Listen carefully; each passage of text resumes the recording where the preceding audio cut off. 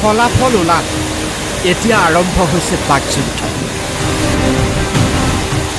হিমন্ত বিশ্ব শৰ্মা বনাম অখিল গগৈ।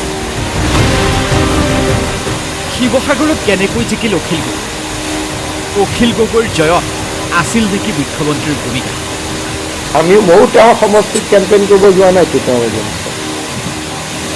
মই এটা সমষ্টিতে হিন্দু প্ৰধান এটা সমষ্টিতে কেম্পেইন কৰিব যোৱা নাই, সেইটো হ'ল শিৱসাগৰ।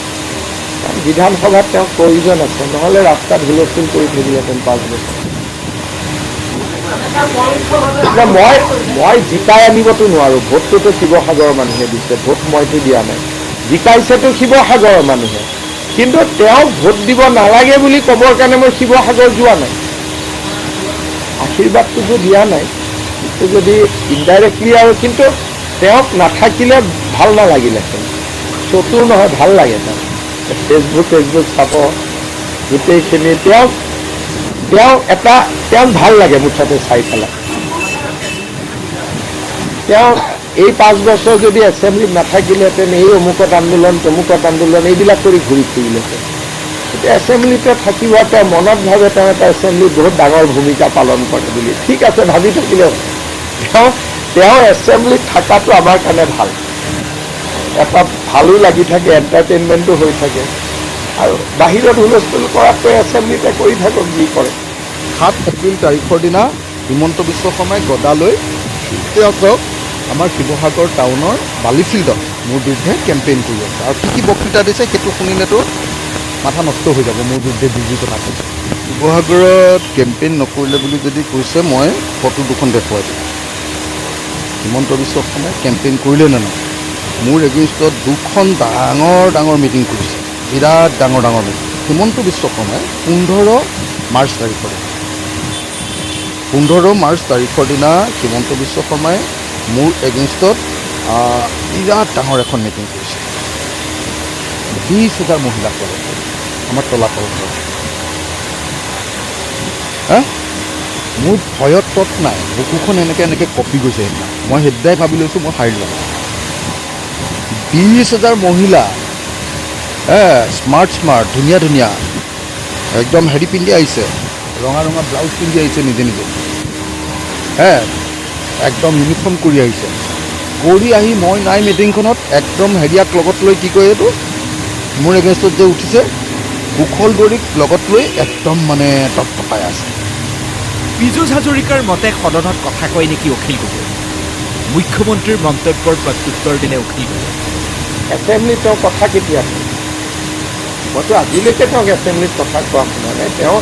আমি ৰাতিপুৱাতে পীযুষে ফোন কৰি দিয়ে যে দাদা আজি কষ্টত আছোঁ, অলপ অসুবিধা জমাই থাকিব, তেওঁ জমাই থাকিব। মইতো এছেম্বলিত কথা কোৱা তেওঁক কেতিয়াও শুনা নাই। পীযুষে যেনেকৈ কয় তেওঁ তেনেকৈ কৰি থাকে। মইতো আজিলৈকে কথা পতা মই শুনা নাই। ৰাতিপুৱা পীযুষৰ লগত কথা পাতে, আজি বৰ ডাল হৈ থাকিব, আপুনিও জমাব, মুখ্যমন্ত্ৰী এনেকৈ ক'ব, তেওঁ তেনেকৈ কৰি থাকে। তেওঁতো কোনো চিৰিয়াছ কথা কিবা আজিলৈকে ভাষণ দিছে নেকি? 15 মিনিটৰ ভাষণত হট কৰি উঠিব, আকৌ হাঁহি দিব, আকৌ ওলাই যাব, আকৌ বহি দিব। তেওঁতো এইবিলাক কৰি থাকে, তেওঁক চাই ভাল লাগে।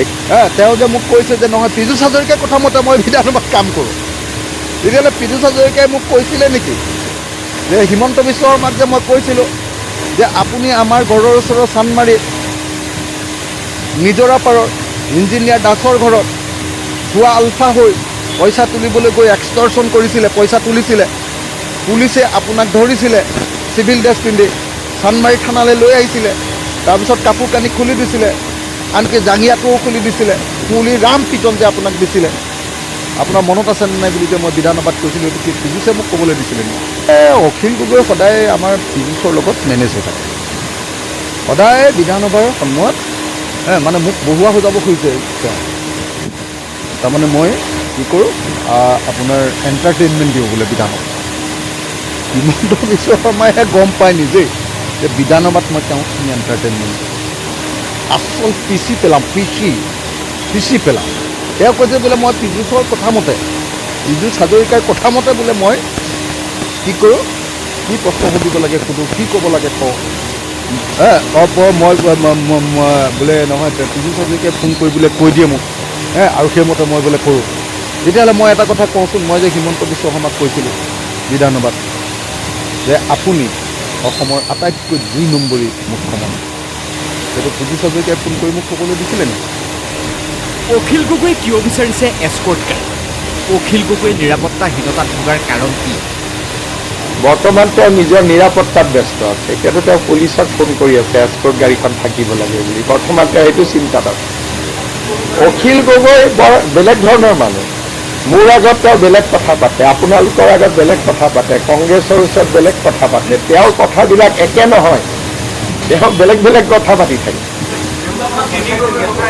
মই নাজানো তেওঁ কিয় এস্কৰ্ট লাগে। আমিতো এস্কৰ্ট পাৰিলে এৰি দিয়াৰ মতলবত থাকোঁ। তেওঁ এতিয়া IGPক SPক ফোন কৰি আছে এস্কৰ্ট। কালিৰ কাৰণেতো মই এস্কৰ্টখন দি দিছিলোঁ। কালি তেওঁ এনেই হুলস্থুল লগাই দিলে যে কৌশল দুৱৰীয়ে তেওঁক মাৰিব বুলি। মাৰিলে নেকি?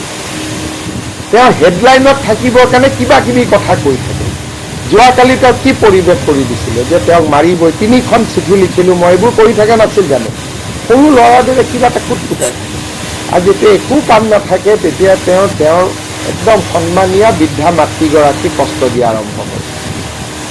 যেতিয়া বেলেগ একো নাথাকে তেতিয়া আমাৰো একে বয়সৰ মা আছে, ইয়াক লৈ আহিব তাক লৈ আহিব, কষ্ট দি থাকে। মোৰ দেখিলেই বেয়া লাগে। লাষ্টত যেতিয়া কেইদিনমান একো কাম নাথাকে তেতিয়া সেইটো কামত লাগিব। হিমন্ত বিশ্ব শৰ্মা, মই হ'লো অসমৰ আটাইতকৈ কলিজা থকা মানুহ, অয় নকৰা দৃঢ় মানুহ। আপুনি কোৱাৰ নিচিনাকে মোক এইটো কি নাম কয়, এইটো কি জয়ন্ত হাজৰিকা ওৰফে কি বুলি কয়, এইটো কুশল দুৱৰীয়ে মোক মাৰিব বুলি মই ভয় কৰি PSO বিচাৰি থকা নাই।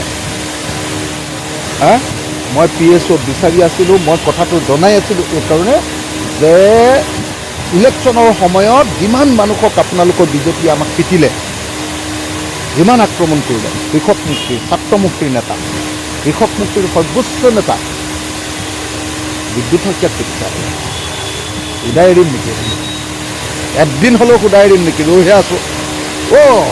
মই DGPক কৈ আছিলোঁ, হয় 3খন চিঠি দিছিলোঁ, মই হোম কমিশ্যনাৰক চিঠি দিছিলোঁ, মই আপোনাৰ ADG ক্ষীৰেন নাথক চিঠি দিছিলোঁ, 3খন। কিন্তু তেওঁলোকে মোক নিজে এতিয়াও হোৱাটছআপত আছে, তেওঁলোকে মোক কৈ আছিলে যে নহয় ইলেকশ্যনৰ সময়ত তেওঁলোকে মানে ছিকিউৰিটি দিব নোৱাৰে, তেওঁলোকে কোনো ধৰণৰ ব্যৱস্থা ল'ব নোৱাৰে। মই তেতিয়া তেওঁলোকক কৈছিলে আপুনি আপোনালোকৰ পলিটিকেল বছবিলাকৰ কথা মতে এইটো কৰা নাই। এতিয়াহে গম পালোঁ হিমন্ত বিশ্ব শৰ্মাই নিজে কালি কৈ দিলে যে তেওঁহে মোক ছিকিউৰিটি দিবলৈ দিয়া নাই। হৰমিত সিঙে তাৰমানে মোক যে ছিকিউৰিটি নিদিলে, মোক মাৰিবলৈ যে দিলে হিমন্ত বিশ্ব শৰ্মাৰ কথা মতে।